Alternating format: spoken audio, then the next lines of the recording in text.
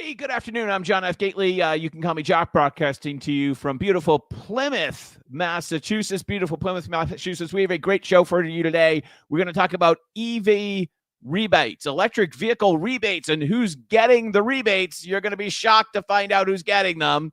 You probably could guess. And the legislature is in session this afternoon, which means that watch your wallet. You're about to get royally screwed over. And we're also going to talk about question one, which passed in a landslide last week here in Massachusetts. But don't you worry, the legislature is looking to tinker with that piece of legislation or that ballot question. And we're also going to talk about the city of Somerville and how they're trying to, or alluding to, creating safe spaces for illegal aliens that the federal government won't be able to go to. No-go zones, so to speak. And before we do that, we're actually going to talk about the economy. We have a really interesting economic year next year, which is coming up right around the corner, right? It's the middle of November. But before we do that, we're going to talk about Elizabeth Warren and how she embodies the entire flip out. Yesterday, I put up on X that I put MSNBC on because it was like the Comedy Channel was absolutely hilarious watching the entire meltdown on CNN and MSNBC. And sometime either last night or today, Elizabeth Warren went on and she bashed the Gates nomination. She bashed Marco Rubio, not as much. Not as much. And she bashed Tulsi Gabbard, and repeated this conspiracy theory that Hillary Clinton has had that Tulsi Gabbard is some type of Russian spy. Hold on a quick second while I read this important text. As you know, I'm produced this show by myself and running a business, and sometimes it just doesn't come in conveniently.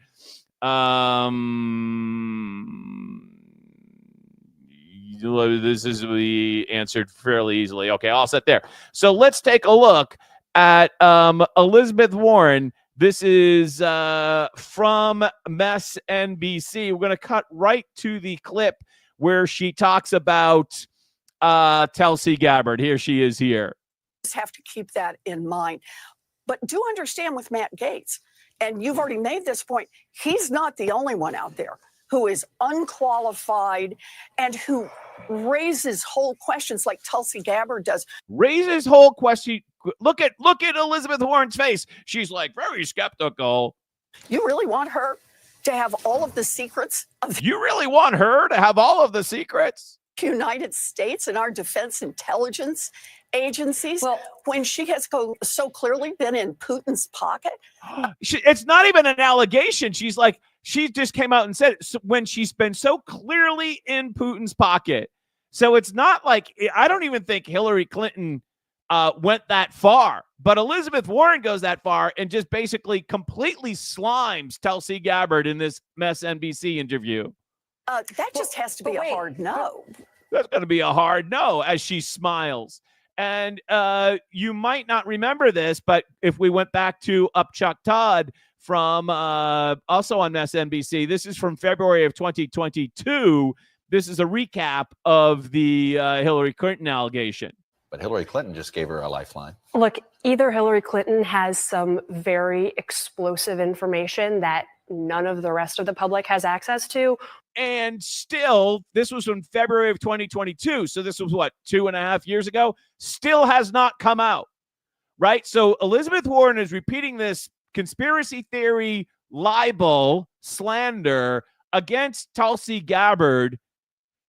And it's been 2.5 years since Clinton has made the charge, and nothing has been released to prove Hillary Clinton's charge. Yet Elizabeth Warren is doubling down and saying it's absolutely true. It's a hard no on Tulsi Gabbard. 2.5 years later. Or she floated a conspiracy theory about Tulsi Gabbard, claiming that someone who deployed twice, who joined the military, is covertly being groomed by the Russian government. That's a conspiracy theory, and there's not. That's exactly right. public evidence for it. And of course, it's understandable that Gabbard would respond with immense anger. Now, and she did respond with immense anger, as she should have. She did respond with immense anger, as she should have. You know, there's no public proof, and there hasn't been public proof. This is video which you may have seen floating over X today. This is also an exercise because watch again. Hold on, hit the watch again button. Yeah, I think I'm taking this woman as DNI. I'm going to sign up and take her as DNI instead of Elizabeth Warren. Instead of Elizabeth, I'd rather take Tulsi Gabbard instead of this lady here. Just saying. I don't think I want her. I think we'll go with Tulsi Gabbard. That's who I think is the better nominee, right? I think it was pretty clear. This is so horrifically offensive. This is so horrifically offensive that Elizabeth Warren would come out and replay this lie, this absolute lie about Tulsi Gabbard being a Putin mole in order to slam her nomination. It's disgusting. It's disgusting. Here's, by the way, a tweet from Elizabeth Warren's private account, her personal account, that was posted earlier today, right? 10:14 this morning. The far right wants us to feel powerless. Extremists are counting on apathy, cynicism, and heartbreak. Oh, I'm not counting on your heartbreak. No. To be their rocket fuel. No, we're not gloating. No, we're not gloating. I absolutely refuse to give them the satisfaction. Let me tell you, Elizabeth, we are already, we're way past that. Grab yourself a beer, right? Because we are way past that. Sorry, Elizabeth, we're way past that. Let's see. We have a couple of comments. Evan, watching Tulsi and Matt Gaetz get positions, both of which are victims of the propaganda machine, is amazing. Exactly. Right. Somebody on X yesterday said something like, remember Tulsi was on the no-fly list or something like that, the terrorist watch list in the last several months. And now to think whoever actually typed in her name into the list is soon going to have to answer to her. Right? Yeah, that's some type of karma coming at you for sure. I wonder if these people can hear themselves. No, Evan, they have excellent question, Evan. I'm going to put your name back on the screen there. But they have no sense of self-awareness. Absolutely none at all. That's an excellent question, something I mention all the time. None of these people, like Elizabeth Warren, right, have any self-awareness. And if I can add something, by the way, Evan, we all seen the clip. I didn't bring it up for today's show, but I think everyone has seen the clip of Fetterman, the Pennsylvania senator, saying that this was God-level like varsity trolling from Trump, some quote like that from Fetterman, right? It's a 12-second clip. It's all over the internet. You can't the second you wake up, you see it's everywhere. So I didn't bring it up on today's show because I figured everyone's already seen it. But this is God level type of trolling. The only type of God level, like super God level trolling would be, and someone put this on X earlier today, Evan, would be if Trump appointed Elizabeth Warren to be the head of the Bureau of Indian Affairs. I mean, that would be, I know that would be a joke, but imagine if he just floated the idea, maybe didn't formally submit the paperwork, but just kind of put out some type of statement like, I'm seriously considering Elizabeth Warren to be part of my administration as the head of Bureau of Indian Affairs. God, like, yes. So very good assumption, Evan. But let's shift gears because like we will go back to the Comedy Channel all afternoon. We've been watching MSNBC. It's just hilarious. I do have some other things I got to do, but we'll have it on in the background just because it's too funny not to watch it.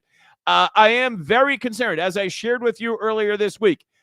We had the inflation numbers that came out yesterday. The inflation numbers were not that good. And it shows basically that we've kind of bottomed out so far. Not saying that more progress couldn't be made, but it's stalled. Progress has stalled on inflation. And you might also notice that our jobs report that we had just prior to the election, which said 12,000 jobs, not good, really horrifically bad. So when we have a bad job economy and high inflation or inflation stubborn, when you put those two things together, you have what we call the 1970s. And the worst case scenario, everyone's been talking about a soft landing. The worst case is a hard landing. And that's called stagflation. That's a bad job market, which apparently we already have, and high inflation, which could be coming back. I'm super worried about this because everything that's been done this year to prop up the economy is going to stop. And it's going to take a while before Trump's changes can actually go into effect so that they actually turn the economy around. So a favorite economist here, Peter St. Onge, lays this out in about 19 seconds. Take a listen. Are they handing Donald Trump cookbooks on the economy? Fresh inflation numbers came out yesterday saying inflation is rising, yet the Federal Reserve is expected to keep cutting rates, perhaps because the job market is so weak. In other words, stagflation, served up on a silver platter for Donald Trump. As my friend and financial analyst Ed Dowd put it, Trump is, quote, inheriting a turd of an economy, but at least they had joy doing it. So at least they had joy doing it. This is something that you really want to be looking at, because obviously if the economy tanks in Q1 of next year, everybody on MSNBC, CNN, Elizabeth Warren, they're all going to be blaming Trump. It's the Trump effect. The economy cratered because the economy, if it craters, which, I mean, there's a very distinct possibility that we have a recession next year.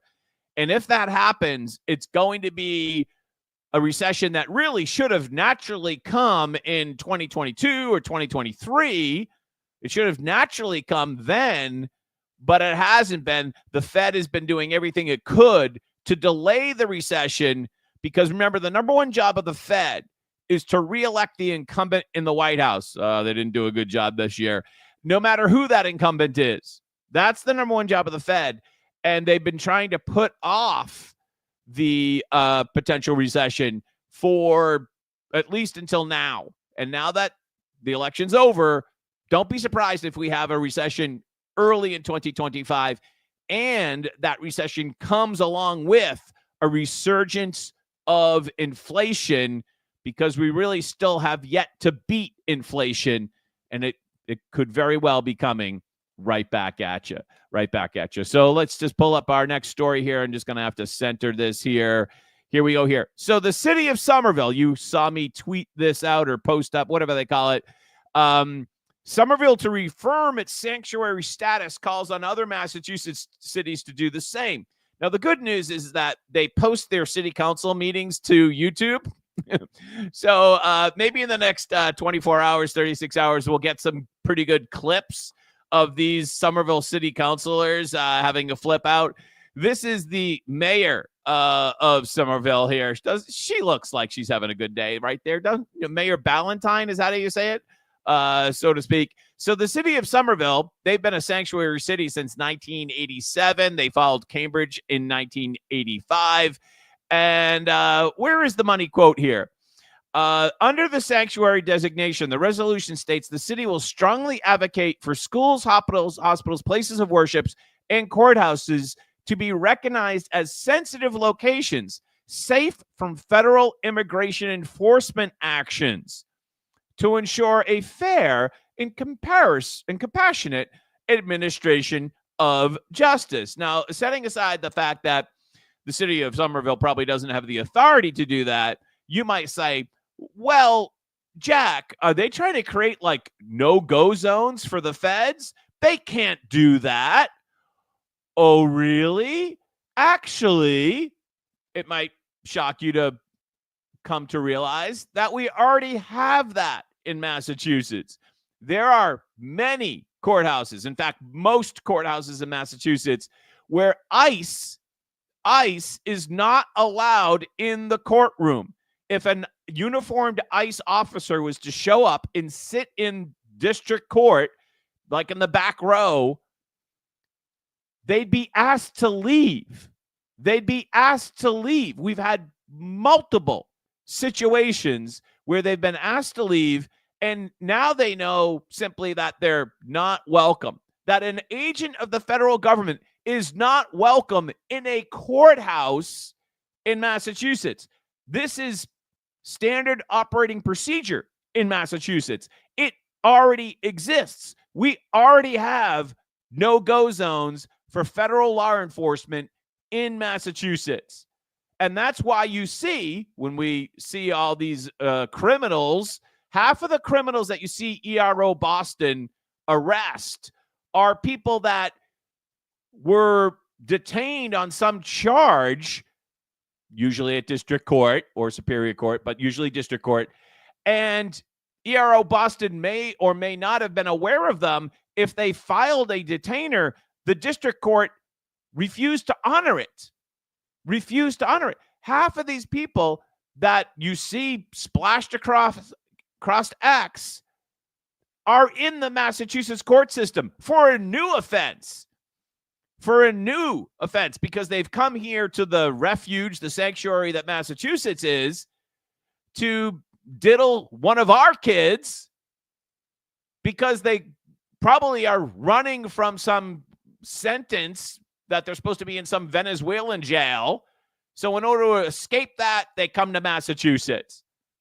And so if you think that having no-go zones is like pie in the sky or like some like lefty dream, it is actually what happens here in Massachusetts. It's already happening here in Massachusetts.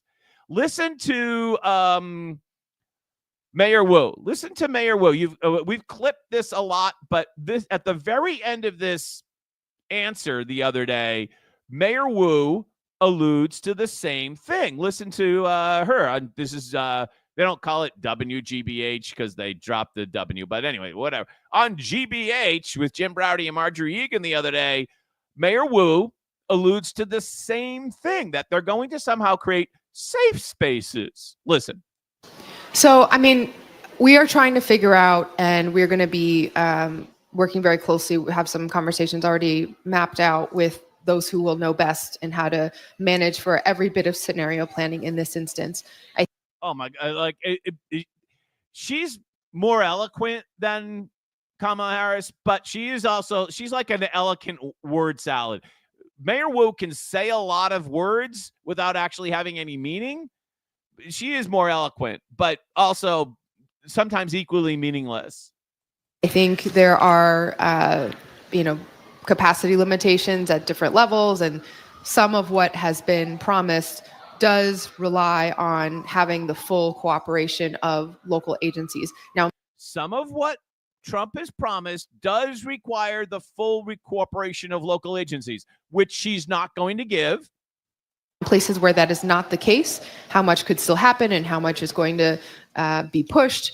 We still have other mechanisms where we can identify spaces that might be most targeted and think about protections there. So we have other mechanisms where we can think about spaces that would be most targeted and use other mechanisms there.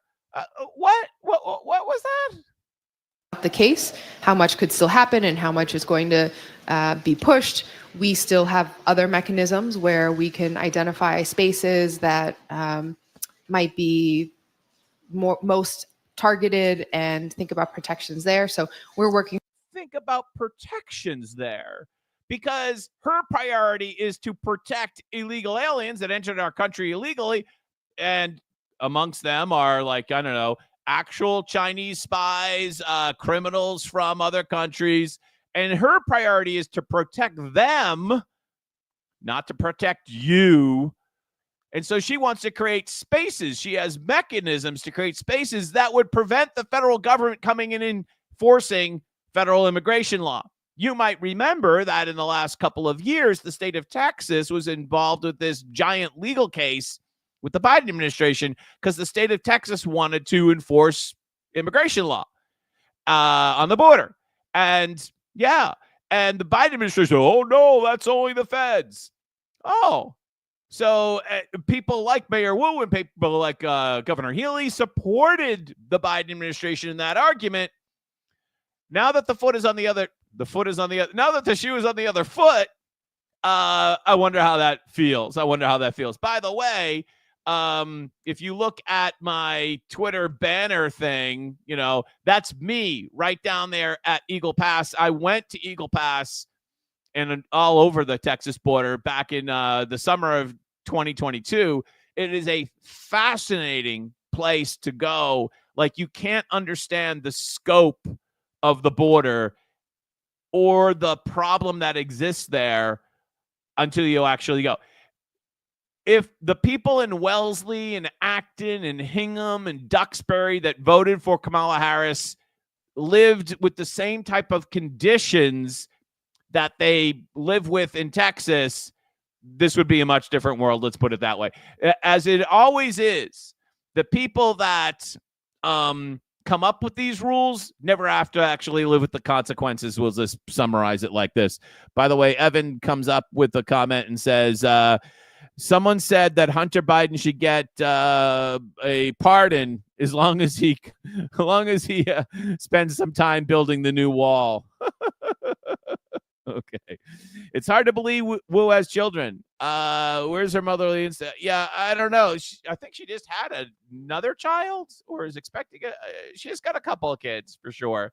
She made kind of her name on X. Believe it or not, she made her name on X by complaining about the MBTA, right? Complaining about the MBTA and how difficult it was to get around the city with the stroller, which I'm sure it is.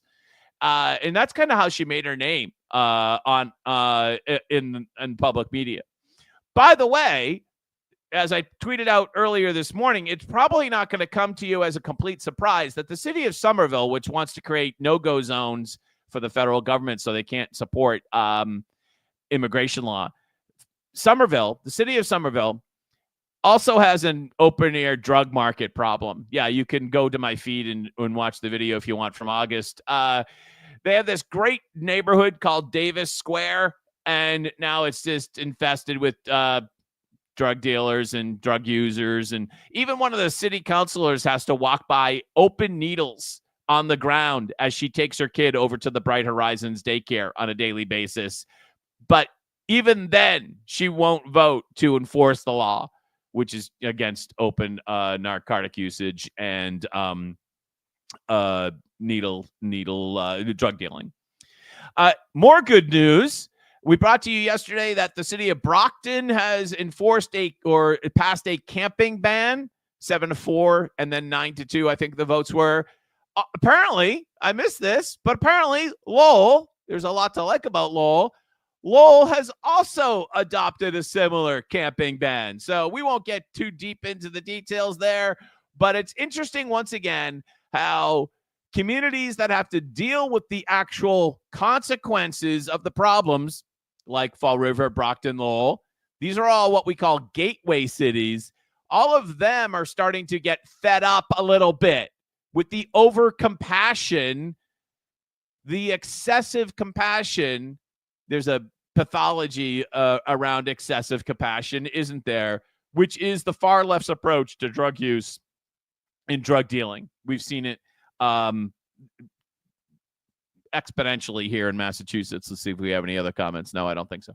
By the way, thank you so much for joining us today. It's amazing, like how many people actually watched. I'm shocked. So thank you. Let's move on. Up at the State House. The State House is in session, and I think we'll bring this full screen here so you can see this out a little bit bigger. Representative Nick, God, I cannot pronounce this guy's name to save my life. We're just going to call him Representative Nick. He's one of the few actual real Republicans here in Massachusetts. We don't have many Republicans to begin with, and we don't have many real Republicans. He's an actual real Republican, and whom I've never met, and obviously I can't pronounce his name. But he's headed to the State House. He'll be voting no on 2 giant omnibus boondoggle bills being rammed through the Massachusetts House during a special formal session because the supermajority of Democrats are so inept they couldn't get it done back in July. So there's 2 bills. Watch your wallet. There's 2 bills that they're going to jam through today. One is, this is just like in Washington, D.C., the name of the bill is the exact opposite impact of the bill, right? So the first one is the climate change bill, and the second one is the economic development bill, And he does such a great job describing what these things are. Yet another climate change bill, which includes more crippling mandates that will inevitably drive up your energy costs even further, just after the 30% increase in natural gas prices this month that were directly correlated to these very policies per the actual supplier. So that's the climate change bill. Your energy costs are going to go up because effectively, if you haven't followed this, I don't want to say they're outlawing natural gas, but they're going to cripple the supply of natural gas. Therefore, really, Massachusetts only has green energy options, and therefore, tough luck, you have to buy the green energy because of climate change religion. That's what's going on here, and you have to pay for it. And second, the so-called economic development bill, which contains major education and civil service reforms. Why would there be education and civil service reforms in an economic development bill, which we've also trashed on this channel yesterday at length? Because it includes bonding to borrow hundreds of millions of dollars to, how do I want to say this? Subsidize the donors and friends of Governor Healy and the Uniparty in Boston. Why do these industries get these huge subsidies, right? You hear Elizabeth Warren rail against corporate welfare, but I don't hear her say anything about the economic development bill on Beacon Hill that her State House friends are passing today. If corporate welfare is a bad thing, Elizabeth, then why aren't you standing up on principle and railing against this horrific boondoggle for the life sciences industry and the offshore wind industry? Somehow I don't hear you on that. And by the way, there's no one that feigns outrage better than Elizabeth Warren, right? That alone is a no vote. They should be separate bills. Yeah. So again, it's one of these things that you see in Washington, D.C., where they lump everything in together. The economic development bill also includes dangerous DEI language that would allow for exemptions of certain certification tests for public school teachers in order to meet diversity goals. It incorporates culturally responsive training, which requires schools to teach and create, let's get the rest of this, diversity plans, creates DEI offices and other mandatory DEI roles within our schools. What is this doing in an economic development bill? Oh, I know. It's some type of goodie that somebody wants. You can guess. And it's going to be rolled into some bill that is going to pass. That's how it works at the State House. Amongst other things, I mean, if that DEI thing wasn't enough, but if you're wondering where all of these hundreds of millions of dollars go, and we highlighted some of these projects yesterday when we talked about, whatever we talked about yesterday, we highlighted some of these wasteful, like making e-bikes free. We talked about that yesterday. Here's another one where the city of Cambridge is getting a new garbage truck. Now, this is a garbage truck that I don't even think Donald Trump would like, because it comes with if you read down to the bottom of the article, The city took advantage of state and possibly soon to disappear federal rebates for electric vehicles. The Massachusetts offers rebates for electric vehicles. The More Eve program provided a $99,000 rebate for each of the first garbage trucks, and the EPA contributed another $305,000. So somebody out in Iowa or Nevada bought us a garbage truck because of green energy, another boondoggle, right? And I'm just going to go out on a limb and think that these green energy garbage trucks, just like the school buses we've talked about before in this channel, I'm guessing that the school buses and the garbage trucks, if they're green, they probably cost a lot more money than a conventional diesel garbage truck or a conventional diesel school bus. You know they do, right? Right. You know they probably you can buy 2 or 3 normal garbage trucks for the price of one of these electric garbage trucks. And they went to New York City to see how it was going to work. And, well, what do you know? It doesn't work all that great. We'll find out how it works in the winter. You might remember that just a second ago, I mentioned the More Eve program. Well, the Department of Environmental of Energy Resources is just out yesterday, I think, with a report on the More Eve program. And guess who's getting the subsidies? First off, look at the abbreviations. There's you got so many abbreviations there. They need a glossary so that you can understand the abbreviations written in this report. What does this program do? It aims to provide air pollution emission reductions for the Commonwealth by increasing the use of zero-emission vehicles, ZEVs.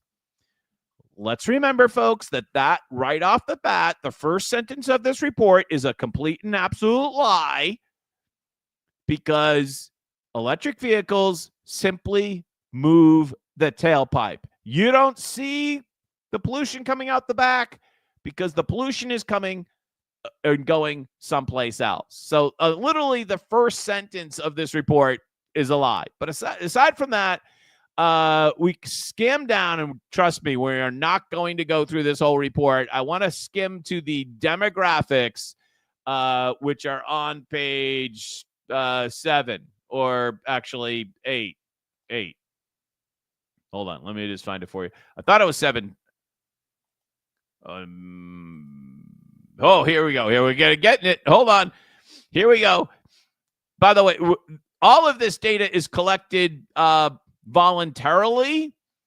The government actually doesn't collect any demographic data on who's getting this because they don't want to know. They don't want to know who's getting these subsidies. Don't want to know. And if you look here, the percentage of the response rate has declined precipitously because they're no longer pushing the survey. They don't want to know who's getting the subsidy. They don't want to know. So when you look at this chart, this is the income chart, you can see that the most common person to get this survey as is self-reported by get this rebate as self-reported by the recipients themselves are people that earn between $200,000 to $249,000 a year. The second most likely income bracket, between $150,000 to $175,000 a year. The third most is $100,000 to $125,000 a year. So who's getting this rebate to buy an electric vehicle? People that are making a good lot of money to begin with, right? Here's a better distribution. If we looked at this chart, the dotted line up and down the chart there is the household median income in Massachusetts. It's quite clear by this chart that the people who are getting, the vast majority of people who are getting the rebate to buy the electric vehicle are people that are making well over $100,000. In fact, you got a lot of people that are making over $200,000 that are getting the rebate. A lot of people. In fact, the most common category is people that are making between $200,000 and $249,000 a year. Who are they, aside from how big their wallet is? Well, of course, if we scroll down, the most common category is wealthy people who actually happen to be white. I remember an article of a couple of years ago where they actually did this by municipality, and that's probably why they don't collect the data as aggressively as they used to. But most of the people who were getting the subsidy were like from Wellesley or Weston or something like that. It was horrific scandal that most of the people that were getting this subsidy were from Duxbury, Hingham, Wellesley, Weston, and they were all making huge money, and almost everyone was white. How's that for equity? Do we have let's see, we had another comment. We are so screwed here. Yes. These climate companies get huge subsidies, and then when they run out of free money, the company lays everyone off. Well, I'm so glad you mentioned that, because what the technical economic term is, this is called a malinvestment, I believe, is, if I am to reach back into the memory bank here from my economic class at UMass. Somehow I graduated from UMass Boston and got a decent education in basic economics. Well, it was a long time ago where the cultural Marxism hadn't yet swept through UMass Boston that much. And so I was still getting a very kind of serviceable education. And so malinvestment is an investment that you make when economic conditions are, how do we say, there's a excess amount of irrational exuberance, to quote Fed Chair Greenspan, right? And so you make a bad choice, and then afterwards you're like, you shouldn't have done that. And that's the whole problem with the economic development bill and the climate change bill. Thank you, Allie. I hope I got your name right, but thank you. That Representative Nick was just mentioning is that we're picking winners and losers, and the government has a really bad track record at doing that. We'd be much better off, as I said yesterday, to let all of that money go unspent and put it back in the pockets of working class people here in Massachusetts. The grandmother that works at the Dunkin' Donuts drive-thru. I want her to have more money. Not the new Solyndras that are being birthed through the climate change bill, because there are going to be a whole bunch of companies that have no business actually being in business if it wasn't for the massive subsidy that they're getting, that they're stealing from you and me, that they're stealing from the grandmother that works hard at the Dunkin' Donuts drive-through window. Who's subsidizing her? Who's helping her? Infuriating. There was a whole other report that came out yesterday, which I'm not going to get into today, but this deserves a deep dive by somebody. I'm just going to mention it quickly here. It's from the Department of Public Health, and they've come out with a report about the equitable approaches to public safety. And I think this is the one I wanted to bring up on page 7. Yeah, here it is here. On page 7, they did a grant program for $3.5 million that went to Amherst, Lawrence, New Bedford, Revere, Winthrop, and of course, not Northampton. Let me bring it up here. And $450,000 for most towns, although somehow Revere got cheated and they only got $330,000. But this program to investigate equity and law enforcement is dripping in cultural Marxism. I hope someone does a story on this. Maybe I will if I have a chance. So busy this week. where the program requires, how do I say, these guiding principles are core elements to help mitigate the inequalities that marginalized communities face to build a public health approach to the work. Ever hear lefty talk? It's always the work. We have more work to do. It's always the work. And it's amazing how many Republicans and conservatives, especially state house types, adopt this language. We have the work. Fuck off. You've never worked a day in your life. The work. All of these, in order to have to mitigate the inequalities of marginalized communities, we have to have racial equity in our law enforcement, cultural humility in our law enforcement. Stop me if you think you've heard this one before. Nothing's changed. Nothing will. Restorative justice, stages of change theory, and community engagement. All right, so we're not going to get deep into this report because I just read it and was disgusted, as you would be too. Back to the legislature. The people of Massachusetts have spoken. Yes on one was a landslide. The election results 71% to 28%. I don't know what you 28%. Maybe there's always a percentage of people that vote no on everything, and I think we found it. I think we can definitely assume that no matter what the question is, if you put a ballot question out there that said the sky is blue, I'm pretty sure the answer is 28% of people will disagree with you just because they're jerks. So, but otherwise, every other rational person voted yes to question one, which was authorizing the state auditor to audit the legislature. And I think it was today that Massachusetts Fiscal Alliance and Act en Masse, which is a far lefty organization, they came out and actually issued a joint statement. Act en Masse, which is, they're like half commies, if not more, made a joint statement with Mass Fiscal urging lawmakers to accept the results of question one to audit the legislature. Although often on opposite ends of the political spectrum, Mass Fiscal and Act en Masse firmly agree on bringing more transparency and accountability to the broken legislative process. Both organizations supported the ballot question, and it went on to have the largest victory of any ballot question this cycle.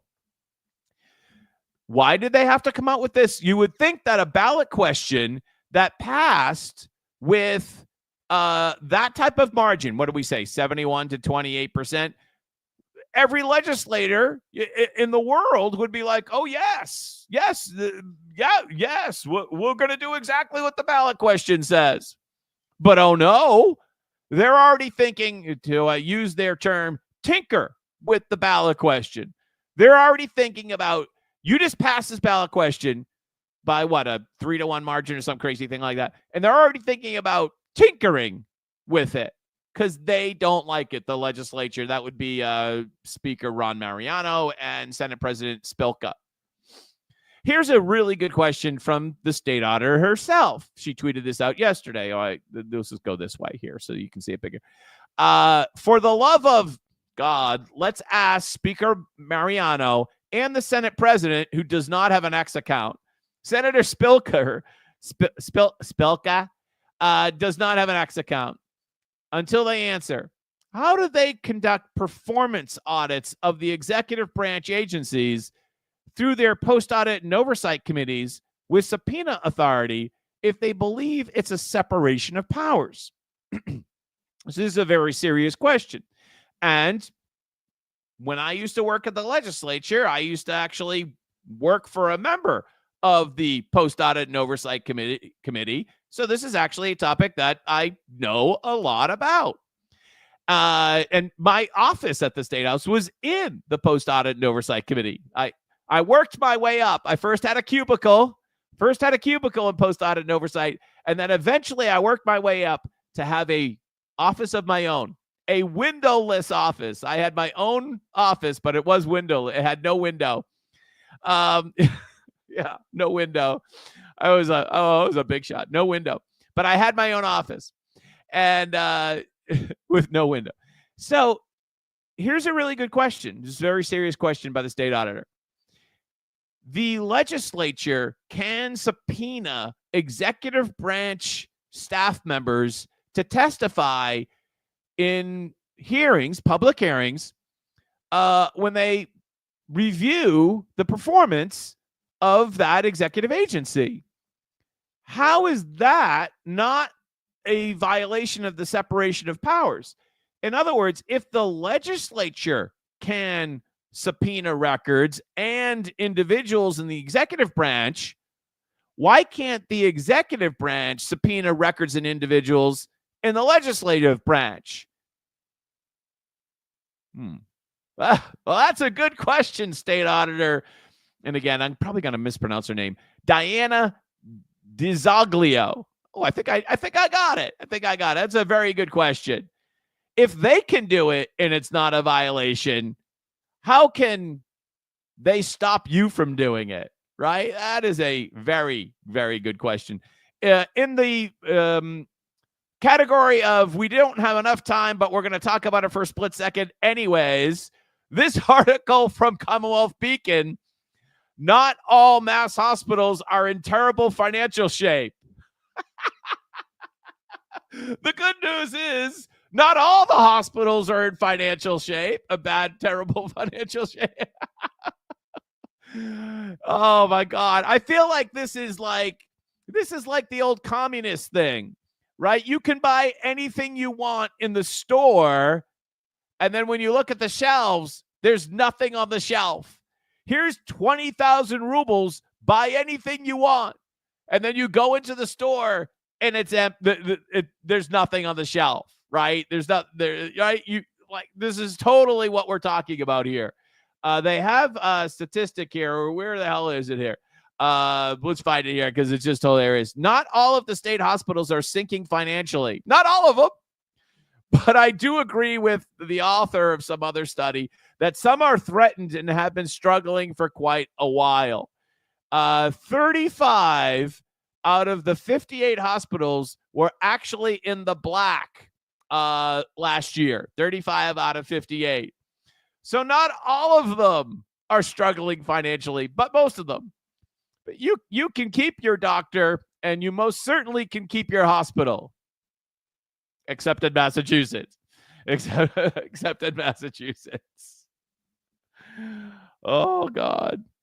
That's how, yeah. So the answer to the left's, by the way, there are many people who think that this here is not a bug, but it's a feature. Understand that the goal of the far left is to cripple private hospitals so that the government takes all of it over. Understand that is the goal. That the fact that most of the hospitals in Massachusetts are in terrible financial shape, to them, that is a feature. Crashing the system is the goal. And when you understand how diabolically evil that is, then you understand the American left. I'm John F. Gately. You can call me Jack. We'll keep you posted. Have a great day. Thanks for watching.